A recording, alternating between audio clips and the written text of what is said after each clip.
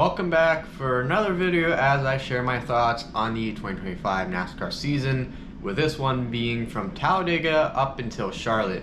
I'm Tristan Folks, and before we head out to Nashville for the Crackle Barrel 400, this video must go out first.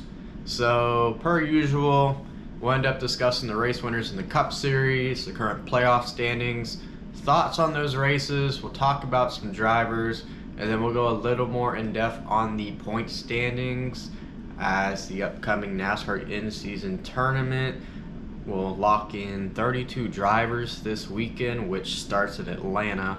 And then I'll also discuss about the Fox broadcast on the Cup side and the Amazon Prime broadcast, what we saw at Charlotte. With our race winners, we saw Austin Cindric get his first win of the season at Talladega. At Texas, Joey Logano ends up bouncing back after getting DQ'd at Talladega. And during the All-Star race weekend, Carson Hocevar used his strategy to win the Open. And at the All-Star race, we see Christopher Bell take advantage of that promoter's caution and get some tires. And most recently, Ross Chastain goes from last to first in a backup car to win his first major race at Charlotte. Highlighting what the playoff grid would look like if it were to start today. And first, with those 15 extra playoff bonus points, if you added them, you would have William Byron. Then you have Kyle Larson, Christopher Bell, Denny Hamlin, Joey Logano, Austin Cindric, Josh Berry, Ross Chastain as the 8 race winners. And then based on stage wins, you have Ryan Blaney, Bubba Wallace, and Ryan Preece. And then the rest based on points, you have Chase Elliott, Tyler Reddick, Alex Bowman, Chase Briscoe, and Ricky Stenhouse Jr. So Ricky Stenhouse Jr. is still hanging in there notably. So we'll see if he's still there by the time we get to the NASCAR in-season tournament. Next up, we're going to highlight what I saw in the races. So Talladega, I ended up talking about it in my race vlog video, so check it out if you haven't. So this race had a lot of long green flag runs, which honestly I enjoyed a lot. And in return, we end up seeing a lot of penalties on pit road that end up costing drivers. And honestly, it was the best race I've attended all year, and I loved everything about it just from even being out there. It was nice to see Cindric cross the line over Preece, because that would have been disappointing to find out that Preece did a burnout and ultimately didn't win the race, and Joey Logano got DQ'd in that too. And I also want to discuss how the pre-race inspection procedure didn't catch especially Ryan Preece's car with what they did around the spoiler. I'm not too sure how you missed that. Joey Logano, maybe the bolt fell out during the race. I wouldn't be shocked if it did, but that's my take on it. I'm not going to go too much in depth there. For Texas, to be honest, this race was honestly good. I didn't have any issues with it, but once Jesse Love ended up wrecking in stage 3, the race pretty much turned into a horror show to see who would honestly survive. And then the bump in turn 4, and then getting tight in turn 2 ends up taking a lot of drivers out. So we also see Joey Logano stay on 4 tires that entire race. He did have a fast car, which it didn't show in qualifying, but it showed in practice, similar to Ryan Blaney's speed. So both those guys stayed on 4 tires, found their way up to the front. For Kansas, I was also at that race, and like I said in that race vlog video, everyone pretty much shot themselves in the foot when they could have challenged Kyle Larson and probably beat him. Whether it's blown tires, mistakes on pit road, or something else, it's the difference of Larson winning and losing here in my opinion. The stages cut the long green flag runs short, which I did not like, as well as the cautions upon cautions in stage 3. That honestly ruined a long green flag run that we could have saw at the end of that race. And the racing did get better throughout the day, but it is also ranked the least entertaining race I've been to this year.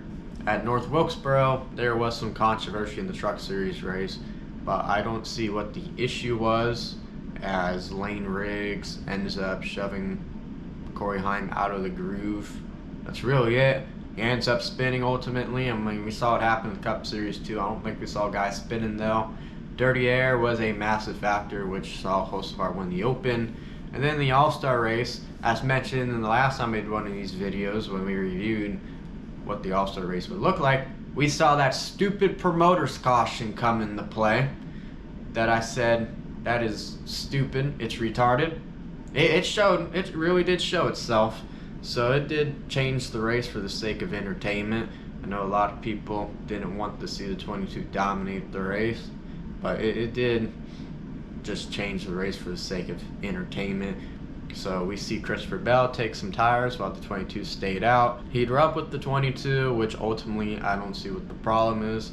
And then after the race, I'm not sure why Logano was complaining, because this is indeed something he has done, and he's done it on higher levels. So it's interesting because he has also said it's okay in other interviews to do this.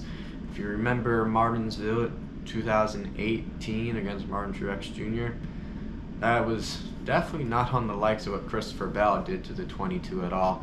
And I also recall the 22 also running into him a couple times during that race. So everything was very much justified for sure. Final thought on that, Joey Logano may need to start choosing his words a little more carefully now. And at Charlotte, the best race probably that happened throughout this time. It was absolutely amazing from the start to finish. As much as William Byron ends up leading so many laps, wins all the stages, he had competition from Denny Hamlin, and the racing was close in general. It's not like Byron pulled away from the field and all that. And then what's cool about the Ross Chastain story is the car was ready hours before the race. It was a backup car. In practice, he ends up blowing a tire, crashing the car, ends up going to a backup, so they have to work on that car, and it was the fastest car on the track, honestly. So they end up starting last, and about with 6 or 5 to go, they took the lead and ran away from William Byron. And that really ended the night with a cherry on top, and it appeared William Byron had an issue behind Joey Logano in dirty air. Yet they've seen over a second apart with no gains being made, so that was just something I realized. Next up here, I'm going to highlight some drivers. I don't really have a lot to say about highlighting drivers, but there is a lot. The first one I have is Kyle Larson. Larson has really just been up and down. He has a great race, he has a bad race, and it's a pattern I'm seeing right now. Last weekend when he attempted the 1100 miles, he ends up DNFing out of both races, and I feel he can only blame himself from that.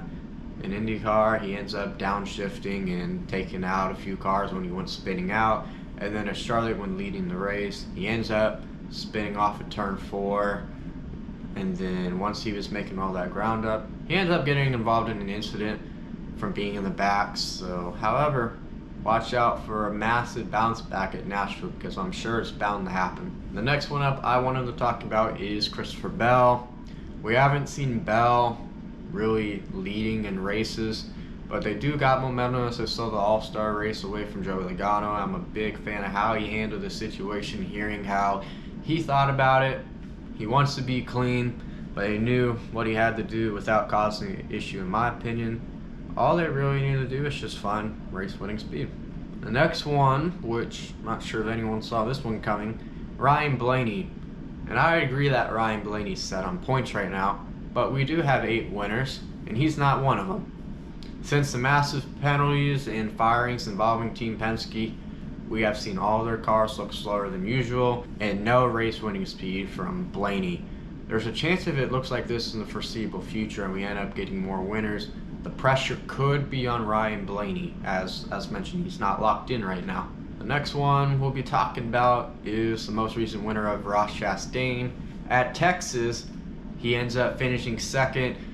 What he said was an awful car, and I would absolutely agree there. And he ends up putting a bold statement out there, because it definitely ends up turning some heads with the topic of ECR engines being an X factor of why those cars who are running those engines can't make it up to the front. But the cool story out of it ultimately is Ross Chastain ends up getting an awesome win at Charlotte.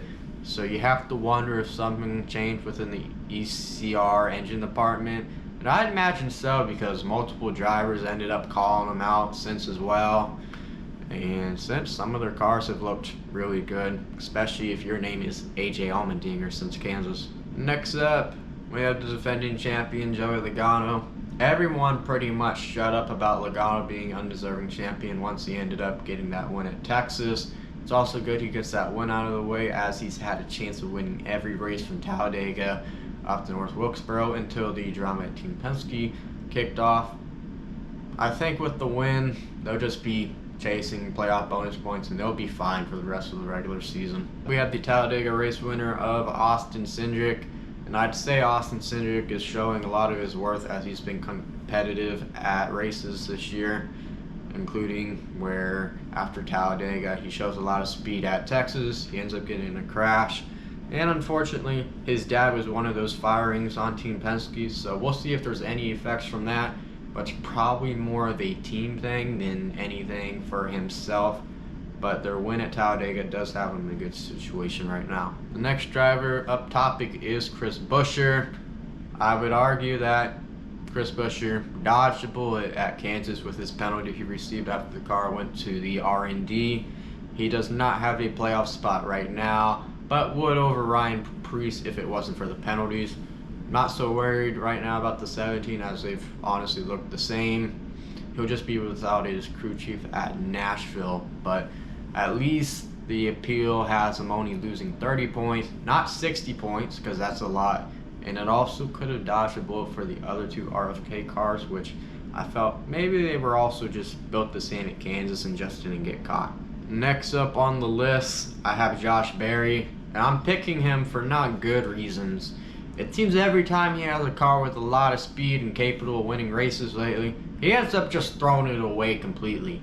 At Talladega, he ends up getting busted speeding on pit road. At Texas, he ends up leading that race, going through the bumps, getting a little too comfortable. He ends up wrecking the car completely. And at Kansas, he gets another speeding penalty.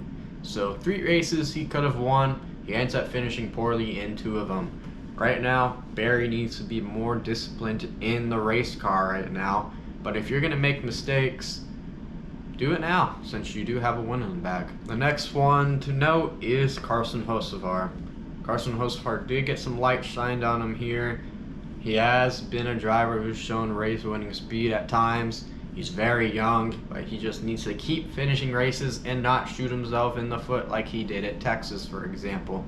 The engine expiring at Charlotte was a rough one, honestly, but this is a car we could see in victory lane this year if he keeps up what he's doing. This driver is being brought up again, but I feel more for good reasons, and that is Brad Keselowski. He has done everything right in my opinion lately, but unfortunately, something out of his control ends up giving him a very bad finish. He currently holds the last spot for the NASCAR in-season tournament, which we'll discuss the point situation later into the video.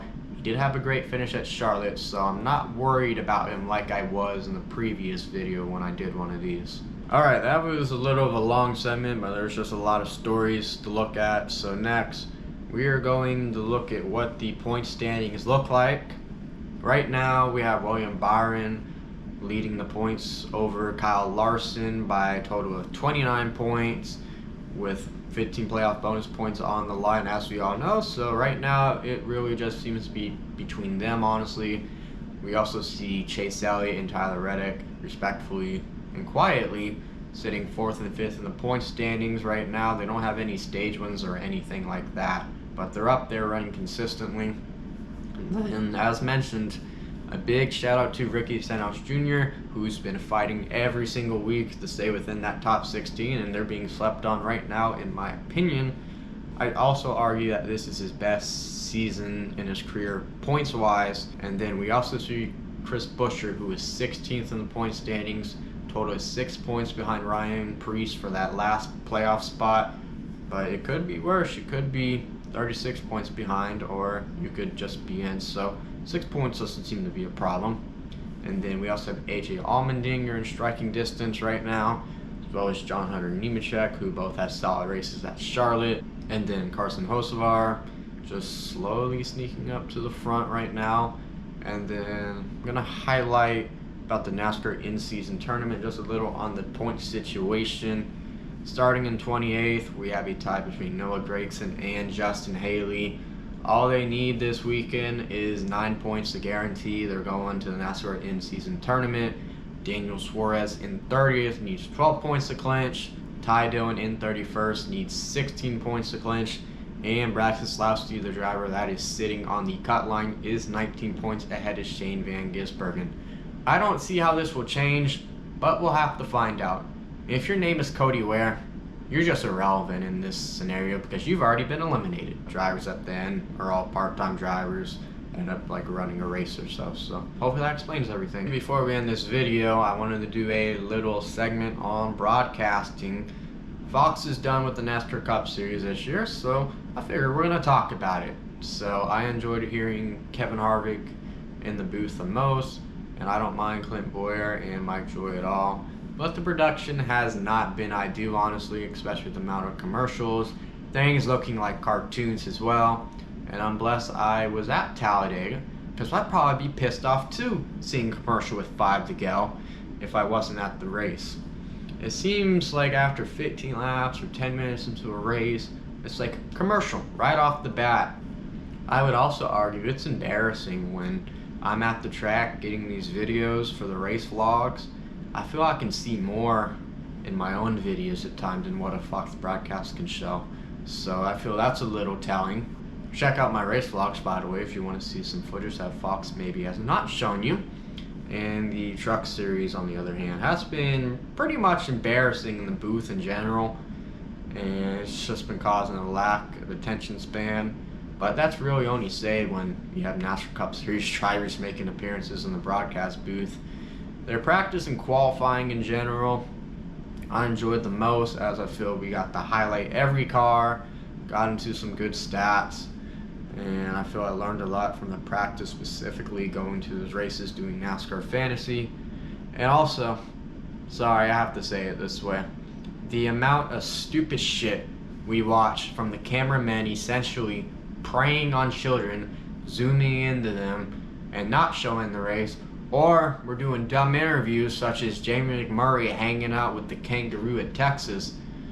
That's really just what set me off, and honestly, that's just trying to be funny when your product isn't bringing entertainment.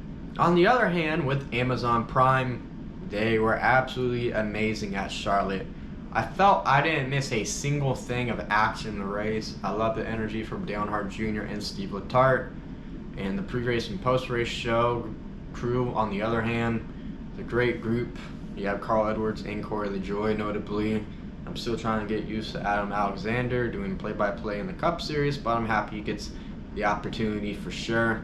But overall, everyone just brings so much excitement, passion, and everything you could ask for, with the best quality I've ever seen. My only issues is the leaderboard isn't always appearing, or even it's going too fast. I know that's crazy, it's going too fast, but in practice and qualifying, I feel they didn't go into as much detail and missed out things on qualifying specifically. So their display of qualifying needs to be better, especially, but it was their first ever race weekend, so they have a lot of potential that is already showing. Alright, that'll be the end of this video. I'm heading out to Nashville tomorrow, so the race vlog is expected to be published on Wednesday, and I'll try to stop delaying uploads. And also, after the race at Pocono, I will do a massive NASCAR in-season tournament prediction video combined into one of these videos, so stay tuned for that, because I have a lot of cool stuff for that. So I don't know how in the world that is going to play out, but thankfully we do have 3 weeks to figure that out. And after Nashville, we'll also know what 32 drivers are participating, which I'll mention that again in the race vlog, which I'll also be looking at those bubble drivers on the track. And other than that, I hope you enjoy your weekend as we enter into the month of June. God bless you, and take it easy, y'all.